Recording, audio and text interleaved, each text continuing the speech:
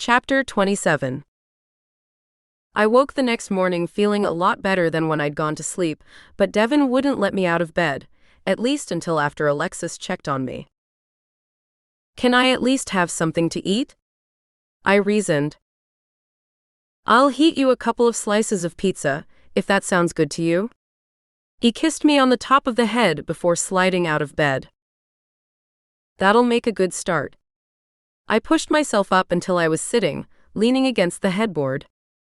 The pressure of pushing myself upright hurt the broken bones in my arms, but just an ache, not the sharp burning pain it had been.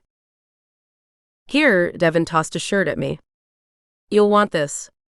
He pulled a pair of jeans up his legs and tugged a t-shirt over his head before going into the common room.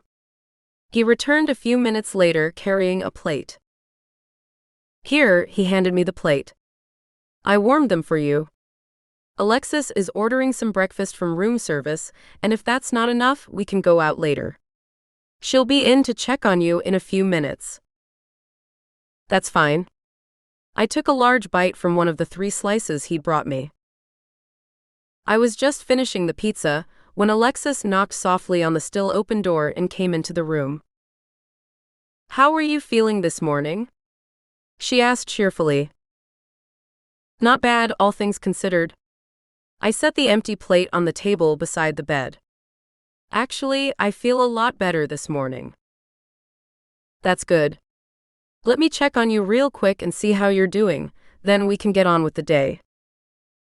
Do you want anything from me, or do you just want me to sit here? Just sit, this won't take long.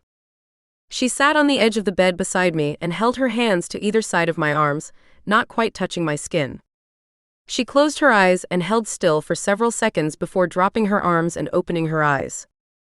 She took a deep breath and let it out in a rush. You're right. You're a lot better. The fractures in your ribs are almost healed, as are the ones in your arms. They're not completely healed, but they're well on their way. You'll still need to be careful not to be too rough on them, but if you continue healing at this rate, they should be fully healed in another 12 to 24 hours. That's good. The bruising isn't healing as quickly, but that's probably because your body is busy healing the more serious injuries first, concentrating on the breaks before the bruising. That makes sense. I nodded. As long as you continue to eat plenty so that you can to heal, and you're careful of your injuries, there's no reason you can't go out today. That's great. I was thrilled. I was already sick of sitting around waiting for my body to heal. Alexis smiled back. I thought you'd think so. She stood and went to the door. I'll let you get dressed, the breakfast I ordered should be here soon, then we'll see about going out depending on how you feel.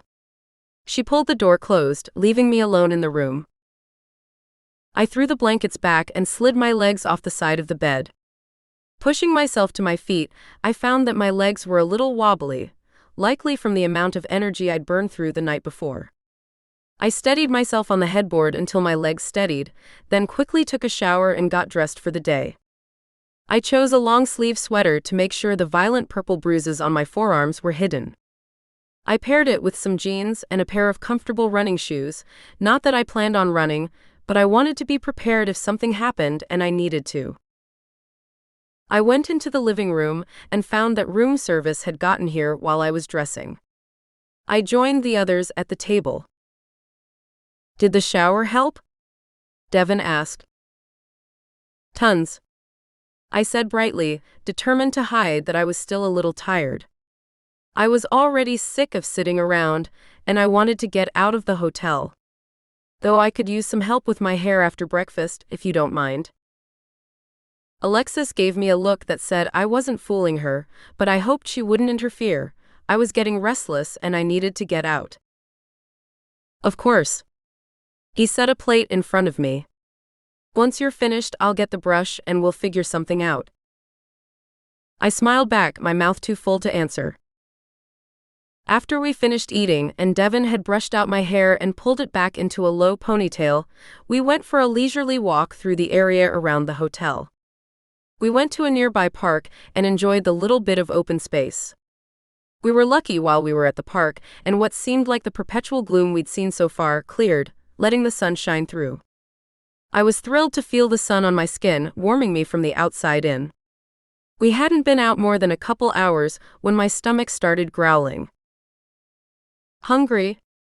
Devon asked tolerantly. I nodded, embarrassed.